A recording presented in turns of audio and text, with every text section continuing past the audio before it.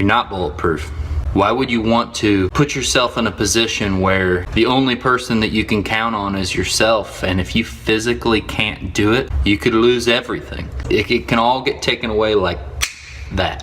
Hey everybody, I'm gonna make a quick video. I thought I was coming down with the flu. I'm 28 years old, young guy. I'm super healthy. I eat organic mainly. I live off the land, eat fresh eggs because we have chickens and hogs. I never ever thought anything was ever going to happen to me. If what happened to me in the middle of the season, and I was a solo guy and doing it all on my own just to, I don't have to worry about employees. I want to build a team of employees around me that can pick me up when I'm down. I want to build a team of employees around me that can carry on and can pick up the pieces no matter whether or not I'm there at the certain time. There's times where life's gonna do something to you, throw you a curveball, and it's gonna physically put you down to your knees and keep you there. Why would you want to have all that stress? One big problem could ruin your family's life, because if you aren't out there making money, no one's out there making money. It turned into a hellacious stomach ache that progressed into vomiting and turned into a hospital stay. So now serious infection and getting a heart cath. You know, I'm making this video not to say people are wrong in doing things the way they want to do it however you want. Try to answer that question for yourself. What would you do? I went in there thinking it was just a horrible flu. Organs are starting to get attacked by a virus. First it was my liver, but when it got to my heart, that was a big deal. You know, we have a really good hospital here, and they were talking about sending me to a very renowned hospital in St. Louis because of how bad my situation was. The position this put me in is right now, I've got a 24/7 life vest on, and it's gonna bring me back if I go down. It left me my heart in a state of cardiac arrest due to being weak. Statistically, it sounds like this normally comes back to good and you're good to go and you can do anything you did. I mean, chances are that's what's gonna happen. I didn't just stay a week in a hospital. I got home with the directions that I can't do anything. They specifically said motorcycle or mower, don't get on them. It'll set this thing off and it can shock the shit out of you. So how would I make money if it was the middle of the season? What would happen? I'd lose clients. I'd look unreliable. All for something I couldn't change. All for something that I couldn't make better if I wanted to. That's the whole point of this. I was laying in the hospital thinking I was gonna die.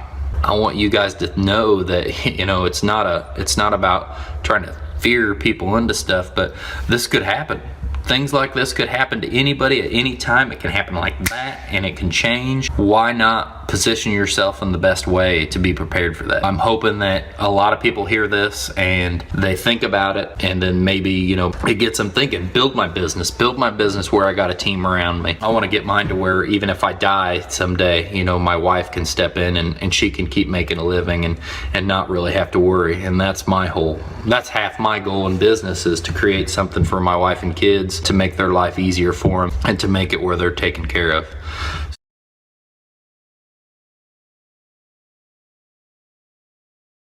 By all means, I know it takes all kinds. I know solo is, for some people, it's less stress, less worry. Definitely just wanted to kind of put it out there, what I was talking about building, so I was kind of clear on what I meant. When I talk about building a big business and building something that can carry you through and something that can support your family, I'm kind of basing this off of where I came from. I came from a multi-million-dollar body shop that runs extremely efficient, that works on standard operating procedures, that once you get over that $1 million mark, you start getting to the multi-million mark. There's not just one form. Tiers of management. There's things that spread the load and procedures that spread the load. Employee stress, until you get to a point where that load's been spread enough, and you know, and that takes doing it right. And I'm not saying I am, and hopefully I am. You're almost creating a franchise.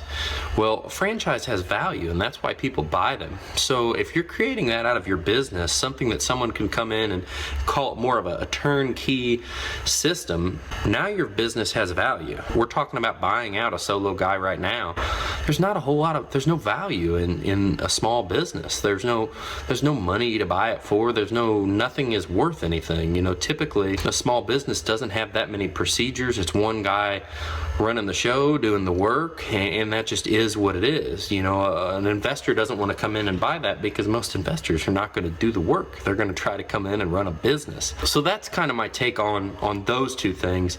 The other thing I wanted to hit on was I'd heard multiple times that what I had happen to me was very, very rare. That's right, it was rare, super rare. Chances are it's probably not gonna happen to you. I get that you can work through anything, that you can be tough. I've walked in walking boots, I raced motocross, I broke my back when I was 14. I know all about pushing through it, and that is something that you can do, I get. What I was talking about wasn't breaks and sprains. If you have a heart attack and your heart's weak, if I was to stay in the condition I was in before, and I tried to tough it out and work, if my heart was to stay like that, toughing it out could cause me to die. So toughing it out isn't always a good option. I want to be there for my family. I want to be there for my kid. I've got my second son on the way. Anything you're comfortable with and what you really want to do, pursue it. If you want to be solo for the rest of your life, hey man, that's awesome. In my eyes, I see more security in the way I want to do it. But that doesn't mean that's right. I just see value in building a business, be systematized enough to operate without you. And I believe a business that is systematized and operates without you is not a $250,000 to $500,000 business. It's probably more like $1 million to $5 million business if we're ever lucky enough to get to that point and get it built that way. So we've all got goals, and that's kind of where mine lie. Thank you, everybody. Have a great day. Hope you have a great week coming up, and talk to you soon. Kill it. Bye.